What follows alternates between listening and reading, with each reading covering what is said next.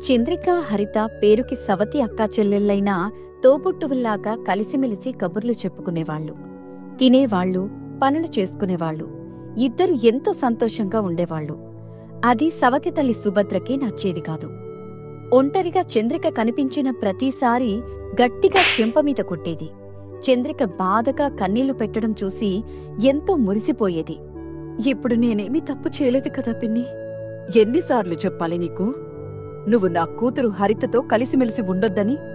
నేనెంత దూరంగా ఉంచాలని చూసినా చెల్లె ఉండడం లేదు పిన్ని. ఈ పనికి మాలిన మాటలు నాకు చెప్పకే. నా కూతురికి ఎంత దూరంగా ఉంటే నీకే అంత మంచిది. నాకు కోపమొస్తే నేనేం చేస్తానో నీకు బాగా తెలుసు. అవును పిన్ని, వేడి నీళ్ళల్లో నిలబెట్టి గరిటెని బాగా కాల్చి చేతుల మీద వాతలు పెడతావు. రాత్రి నేను పడుకున్న తర్వాత ఐస్ క్యూబ్స్ తీసుకొచ్చి నా నోట్లో వేసి గట్టిగా నోరు మూస్తారు. ఇలా మీరు పెట్టే బాధలను భరించలేక నేనెంత నరకం అనుభవిస్తున్నానో మీకు తెలియదు పిన్ని. అంత నరకాన్ని అనుభవించే బదులు హరితకి దూరంగా ఉండవే. అప్పుడు నేను నిన్ను ఇంతలా బాధ పెట్టను కదా. చెల్లిని ఎలా దూరం పెట్టాలో చెప్పు పిన్ని. నువ్వు చెప్పినట్టు చేసి దూరం పెడతాను. అప్పుడు సుభద్ర వివరంగా చంద్రికకి చెప్పింది. చంద్రిక మొత్తం విన్న తర్వాత, అలా చేస్తే చెల్లికి నా మీద కోపం వచ్చి నాకు దూరంగా ఉంటుందా పిన్ని? ఖచ్చితంగా ఉంటుంది. నేను చెప్పినట్టు చెయ్యి. తప్పకుండా చేస్తాను పిన్ని. చంద్రిక వెళ్ళిపోయింది. కాని సుభద్రకి చంద్రిక మీద అనుమానం కలిగింది. నేను చెప్పినట్టు ఇది చేస్తుందనే నమ్మకం నాకు లేదు. దీనిని ఒక కంట కనిపెడుతూ ఉండాలి. అది చెయ్యలేకపోతే నేను చేసి చంద్రిక మీదకి తోసెయ్యాలి అనుకొని తన బెడ్రూంలోకి వెళ్ళింది. ఒకరోజున, ఏయ్ చంద్రిక! చెప్పండి అమ్మగారు. అక్కా, అమ్మగారని అంటావేంటి? తను మనకు అమ్మ. నీకు మాత్రమే అమ్మని, తనకి అమ్మగారిని. నీ ప్రవర్తన, నీ మాట తీరు నాకు నచ్చడం లేదు మమ్మీ. చంద్రిక, నేను చెప్పేది జాగ్రత్తగా విను. చెప్పండి అమ్మగారు. ఈ రోజు నుంచి వంట గ్యాస్ మీద వంట చెయ్యొద్దు. గ్యాస్ మీద చేయకుండా మరెక్కడ చేస్తారు మమ్మీ? సవతి కూతురు కట్టెల పొయ్యి మీద చేస్తుందే హరిత.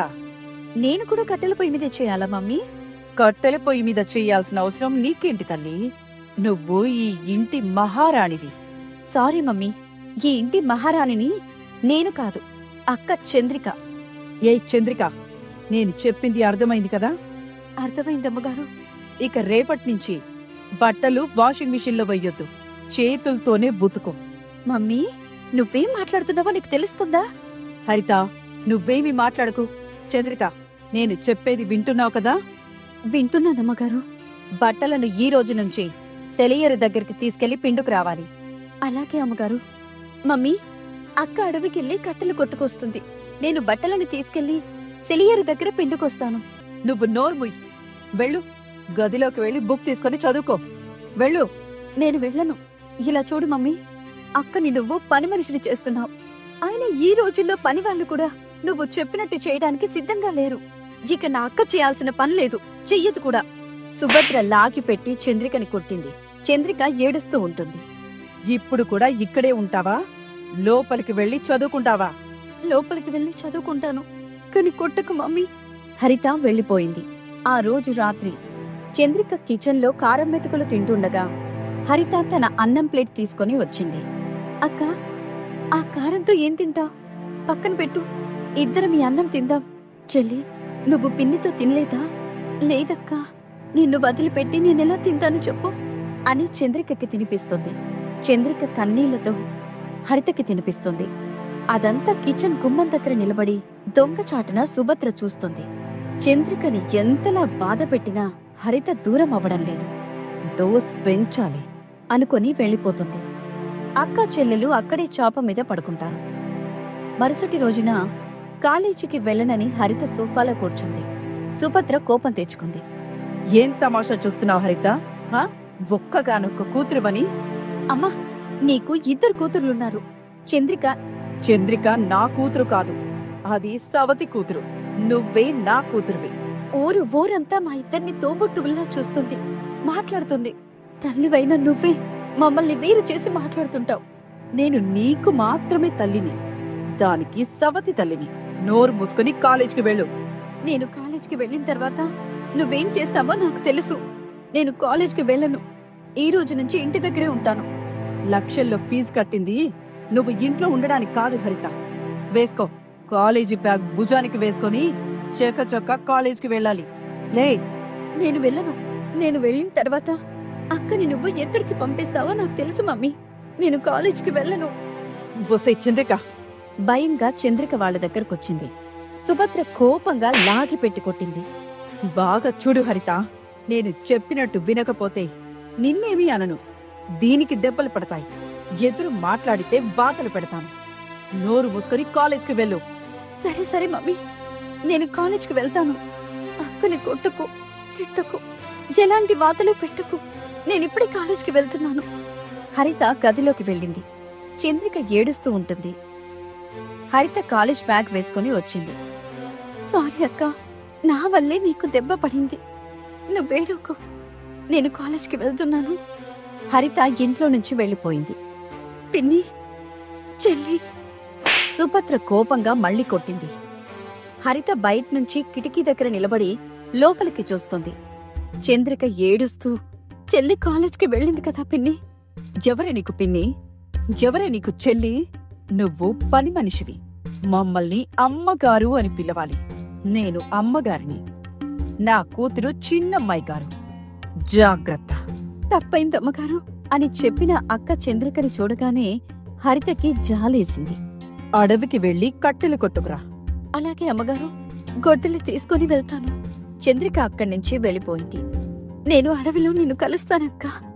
హరిత ఇంటి నుంచి వెళ్ళిపోయింది. చంద్రిక గొడ్డలి తీసుకొని ఇంటి నుంచి బయలుదేరింది. హరిత అడవిలోని ఒక పెద్ద బండరాయి మీద కూర్చుని చంద్రిక కోసం చూస్తుండగా చంద్రిక వచ్చింది. చెల్లి, నువ్వు కాలేజ్కి వెళ్లకుండా ఇక్కడేం చేస్తున్నా? నీకోసమే చూస్తున్నానక్క. నీకు సహాయం చేస్తాను, గొడ్డలివ్వు అని బలవంతంగా చంద్రిక నుంచి గొడ్డలు తీసుకుని కట్టెలు కుడుతూ ఉంటుంది. అప్పుడే అటుగా వెళ్తున్న యువరైతు అరవింద్ చూశాడు. భలే చిక్కావు చంద్రిక అంటూ సుభద్రకి ఫోన్ చేసి, నాకు తెలిసి హరిత తప్పు లేదనిపిస్తుందత్తా. చంద్రిక చదువుకోలేదు కదా, నువ్వు కూడా ఏం చదువుకుంటావని హరితని కాలేజ్కి వెళ్ళనీయకుండా కట్టెలు కొట్టడానికి తీసుకొచ్చుంటుంది. ఇంటికొచ్చిన తర్వాత నేను చూసుకుంటానులే అరవింద్. సుభద్ర ఫోన్ పెట్టేసింది. కొంత సమయం తర్వాత చంద్రిక కట్టెలని ఎత్తుకుని ఇంటికొచ్చింది. ఆ కట్టెల్లో నుంచి ములుగున్న లావు కర్రని తీసుకుని ఎలా పడితే అలా కొట్టింది. జుట్టు పట్టుకుని డాబాపైకి లాక్కొచ్చింది. ఈ రోజంతా ఏం తినకుండా ఇక్కడే చావు అని వెళ్ళిపోయింది. చంద్రిక డాబా మీద ఏడుస్తూ పడుకుంది. అలా నిద్రపోతుంది. సాయంత్రం కాలేజ్ నుంచి వస్తున్నట్టుగా హరితొచ్చింది. అరగంట గడిచింది. అక్క చంద్రిక ఎక్కడా కనబడలేదు. కొంచెం కంగారు పడుతూ, అమ్మా, అక్కని ఎక్కడికి పంపించావు? నేనెక్కడికి పంపించలేదు హరిత. మరి ఇంట్లో లేదు? నాకు తెలీదు. రాత్రయింది, వర్షం పడుతుంది. రాత్రయింది, వర్షం పడుతుంది. చంద్రిక ఇంటికి రాలేదని హరిత కంగారు పడుతూ గొడుగు పట్టుకుని ఊరంతా తిరుగుతూ చంద్రిక గురించి అడుగుతుంది. ప్రతి ఒక్కరూ చూడలేదని చెప్పడంతో హరితకి దుఃఖం ఆగడం లేదు. ఎక్కడున్నావక్క అంటూ బాధగా ఇంటికొచ్చింది. వర్షం జోరు పెరిగింది. సుభద్ర సంతోషంగా పడుకుంది. హరిత మాత్రం బాధగా తన అక్క గురించి ఆలోచిస్తూ ఉంటుంది. డాబా మీద చంద్రిక వర్షంలో తడుస్తూ అలాగే పడుకొని ఉంటుంది. సమయం అలా గడుస్తూ ఉంటుంది. మరుసటి రోజున సుభద్ర డాబాపైకొచ్చి చూసింది. చాప వేసుకుని దుప్పటి కప్పుకొని పడుకున్న అక్కా చెల్లెళ్ళు కనిపించారు. అప్పుడు ఆ అక్కా చెల్లెళ్ల మధ్య ఉన్న రక్త సంబంధం యొక్క గొప్పతనం సుభద్రకి అర్థమైంది. అక్కా చెల్లెళ్ళు లేచారు. హరిత తన అక్క చేతిని గట్టిగా పట్టుకుంది. మమ్మీ, మమ్మల్ని నీ కూతుర్లలా చూసుకుంటానంటేనే మేమిక్కడుంటాం, లేదంటే. వద్దు తల్లి, మీ మధ్య ఉన్న రక్త సంబంధం ఇప్పుడు నాకర్థమైంది. నా తప్పు నేను తెలుసుకున్నాను తల్లి. ఇక నుంచి నాకు 2 కూతుర్లు అని సుభద్ర చెప్పగానే చంద్రిక, హరిత సంతోషపడతారు. ఇక ఆ రోజు నుంచి అన్ని పనులు అక్కా చెల్లెళ్ళు కలిసిమెలిసి చేసుకుంటూ ఆనందంగా ఉంటారు. చెల్లి, నువ్వు నేను ఒక తల్లి కడుపున పుట్టినంత మాత్రాన ఒకే ఇంటికి తోడికోడలుగా వెళ్ళాలనుకుంటే ఎలా చెప్పు? అక్కా, నాకు తెలివొచ్చినప్పటినుంచి నీకు దూరంగా ఉండలేదు. అలా ఉండటం నా వల్ల కాదు. నాలో ప్రాణం ఉన్నంత వరకు నీతోనే ఉంటాను. నిన్ను వదిలిపెట్టి మన ఊరిలో ఉన్న బడికే వెళ్ళందాను నేను. అలాంటిది పట్నం అబ్బాయిని పెళ్లి చేసుకుని వెళ్తానని ఎలా అనుకుంటావు చెప్పు? హరిత, మనం పేదవాళ్ళం. పేరుకు పేదవాళ్ళం కావచ్చక్క, కానీ అక్క ప్రేమకి కాదు. నాకు నువ్వు అక్కవే కాదు, అమ్మవి కూడా. నిన్ను వదిలిపెట్టి ఎక్కడికి వెళ్ళను. నువ్వు నన్ను కొట్టినా తిట్టినా నేను తీసుకున్న ఈ నిర్ణయంలో ఎలాంటి మార్పు లేదు, రాదు. ఇలా చూడరిత, ఎవరితో ఏ బంధం ఎంతవరకు ఉండాలో ఆ దేవుడు ముందే రాసి పెడతాడు. మన బంధం పెళ్లి వరకే ఉంటుంది. పెళ్లితో నీకొక కొత్త బంధం ఏర్పడుతుంది. ఆ బంధమే నువ్వు మట్టిలో కలిసిపోయేంత వరకు తోడుగా ఉంటుంది, నీడగా వస్తుంది. సరే అక్క, నువ్వు చెప్పినట్టుగానే నేను ఈ పెళ్లి చేసుకుని వెళ్ళిపోతాను. మరి నువ్వు? నేను కూడా పెళ్లి చేసుకుంటాను చెల్లి. అప్పుడే కదా ఈ ఆడపుట్టుకకి ఒక అర్థం వచ్చేది అని అక్కా చెల్లెలు మాట్లాడుకుంటూ ఉండగా ఒక దూడ వాళ్ళ ఇంటికొచ్చింది. అరుస్తూ కన్నీళ్లను పెట్టుకుంటుంది. ఏదో దూడ అరుస్తున్నట్టుంది. అవునక్క, నాకు అలాగే అనిపిస్తుంది. పద చూద్దాం. అక్కా చెల్లెళ్ళు బయటకొచ్చి చూశారు. ఏడుస్తున్న దూడ కనిపించింది. దూడ ఏడుస్తుందంటే ఆవుకి ఏదో ఆపదొచ్చినట్టుంది చెల్లి. పదక్క, పెళ్లి చూద్దాం. హరిత మాటని దూడ అర్థం చేసుకుని అక్కడి నుంచి పరిగెత్తుతుంది. చంద్రిక, హరిత ఇంటికి తాళం వేసి దూడ వెనకాలే పరిగెత్తుతూ ఉంటారు. ఒక మట్టి రోడ్డు మీద జనాలుంటారు. ఆవు చనిపోయి ఉంటుంది. ఆ ఆవుకి కొంచెం దూరంలో ఆగిన కారు మీద గణేష్ కూర్చుంటాడు. జమీందారు నాగభూషణం కొడుకు. చదువు లేదు, సంస్కారం అసలే లేదు. డబ్బున్న పొగరుంది. చూడ్డానికి అందంగా ఉంటాడు, కాని మంచివాడు కాదు. పెద్ద శాడిస్ట్ వెధవ. ఏడుస్తున్న వాళ్ళని చూసి సంతోషపడుతుంటాడు. నవ్వుతున్న వాళ్ళని చూసి ఈర్ష్యపడ్డమే కాదు, తనతో పాటు ఎప్పుడూ పక్కనే ఉండే కొరడాతో కొట్టి కొట్టి చంపుతాడు కోపంగా. ఏయ్, ఈ డబ్బులతో తగలబెట్టండి అంటూ ఆ శవం మీద చిల్లర డబ్బులు విసురుతాడు. అలాంటి వ్యక్తి కారు మీద కూర్చొని చనిపోయిన ఆవును కన్నీళ్లు పెట్టుకుంటున్న జనాలను చూస్తాడు. మీలో ఈ ఆవు ఎవరిది? అడగ్గానే చిల్లర డబ్బులకు ఆశపడి రైతు చిన్నయ్య ముందుకొచ్చాడు. అక్కడున్న వాళ్ళెవ్వరూ మాట్లాడలేదు. కూలి నా కొడక, ఈ మట్టి రోడ్డు నీ అయ్యదా? నా కారు వెళ్తున్నప్పుడు ఎవరూ నిలబడకూడదని, ఏది ఎదురు పడకూడదని, అడ్డు రాకూడదని తెలిసి కూడా నీ ఆవుని పంపించావంటే ఎంత పొగరో అర్థమవుతుందిరా. కోపంగా కొరడా తీసుకొని చిన్నయ్యని గట్టిగా కొడుతూ బూతులు తిడుతుంటాడు. రైతు చిన్నయ్య ఆ దెబ్బల్ని తట్టుకోలేక ఏడుస్తూ చేతులు జోడించి, అయ్యా, తమరిచ్చే చిల్లర డబ్బులకు ఆశపడి ఒప్పుకున్నాను బాబు. ఆ ఆవు నాది కాదు, నన్ను వదిలిపెట్టండి. మీకు దండం పెడతాను, పుణ్యం ఉంటుంది అని బతిమాలుతూ ఉంటాడు. గణేష్ అసలే శాడిస్ట్. రైతు చిన్నయ్య ఏడుస్తూ బతిమాలుతూ ఉంటే గణేష్కి ఎక్కడ లేని సంతోషం కలుగుతుంది. రాక్షసుల్లా నవ్వుతూ కొరడాతో మరింత గట్టిగా కొడుతుంటాడు. దూడ అక్కడికి పరుగున వచ్చింది.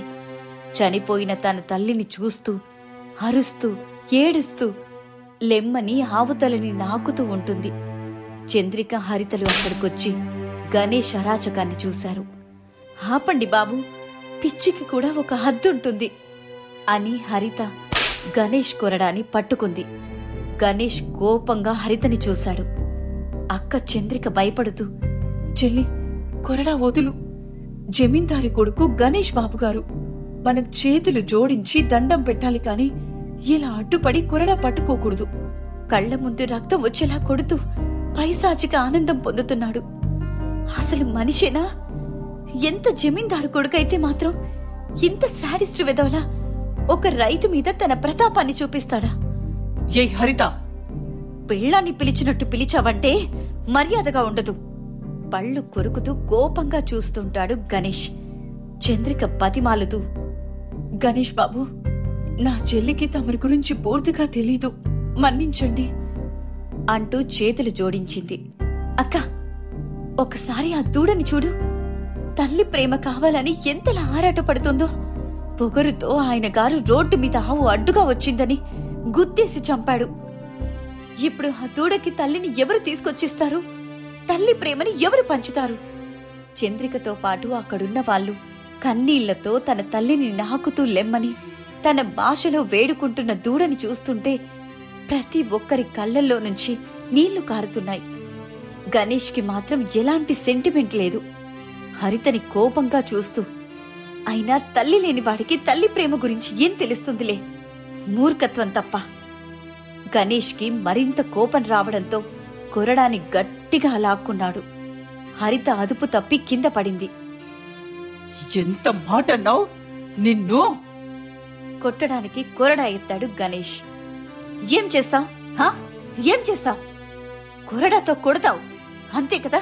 కొట్టు కొట్టు! చంద్రిక అడ్డుపడి దండం పెడుతూ, వద్దు బాబు, చెల్లిని కొట్టకండి. కావాలంటే నన్ను కొట్టండి, తనని వదిలేయండి. మా అక్క ఒంటి మీద ఒక్క దెబ్బ పడ్డా నేను భరించలేను. కొట్టాలనుకుంటే నన్ను కొట్టు, తిట్టాలనుకుంటే నన్ను తిట్టు, అంతే తప్ప మా అక్కని కొట్టడానికి వీల్లేదు. నీకెలాగూ మీ నాన్నంటే గౌరవం, ప్రేమ లేవు. కాని నాకు మా అక్క అంటే పంచప్రాణాలు. తన మీద ఈగ వాలినా నేను సహించలేను. అలాంటిది నువ్వు కొరడాతో కొడుతుంటే చూస్తూ ఉంటానా? ఎంత పొగరే నీకు! మాటలతో నా అహం మీద దెబ్బ కొట్టావు. నిన్ను వదిలిపెట్టను అని కొట్టబోతుండగా గణేష్ దగ్గర పాలేరుగా పనిచేస్తున్న చెంటి వచ్చాడు. చిన్నబ్బాయి గారు, అవతల ఇంటి దగ్గర పెద్దయ్య గారు మీకోసం ఎదురు చూస్తుంటే తమరేంటి బాబు ఇక్కడ? పదండి. గణేష్ కోపంగా చూస్తూ, నీ అంతు చూస్తాను. కారులో కూర్చుంటాడు. గట్టిగా హారన్ కొడతాడు. అందరూ తప్పుకుంటారు. కారు వేగంగా అక్కడి నుంచి వెళ్లిపోతుంది. ఊరి వాళ్లు పొలంలో గొయ్యిని తీసి ఆవును సమాధి చేశారు. అక్కా చెల్లెళ్ళు బాధగా ఇంటివైపు నడుస్తుంటే దూడ కూడా వాళ్ల వెనకాలే నడుస్తూ వస్తుంది. అది చూసి అక్కా చెల్లెళ్ళు సంతోషపడుతూ, సరే పద, ఇక నుంచి నాకు 2 చెల్లెళ్ళన్నమాట. దూడని తీసుకుని ఇంటికొచ్చారు. కారులో గణేష్, చెంటి పెద్ద బంగ్లా దగ్గరకొచ్చారు. వచ్చావా బాబు? వెళ్లి స్నానం చేసుకుని కొత్త బట్టలు వేసుకునిరా. నీకు అమ్మాయిని చూడ్డానికి వెళ్తున్నాం. నాన్న, నా కోసం ఏ అమ్మాయిని చూడాల్సిన అవసరం లేదు. మన ఊరిలోనే ఉంది. పేరు చంద్రిక, పేదమ్మాయి. నాకు బాగా నచ్చింది. పిలిపించి మాట్లాడండి. నాగభూషణం సంతోషపడ్డాడు. నువ్వు పెళ్లి కొప్పుకున్నావు. అది చాలు బాబు. మొట్టమొదటిసారిగా నువ్వొక అమ్మాయి నచ్చిందని, ఆ అమ్మాయి పేరు చంద్రిక అని చెబుతున్నావంటేనే అర్థం చేసుకోవచ్చు.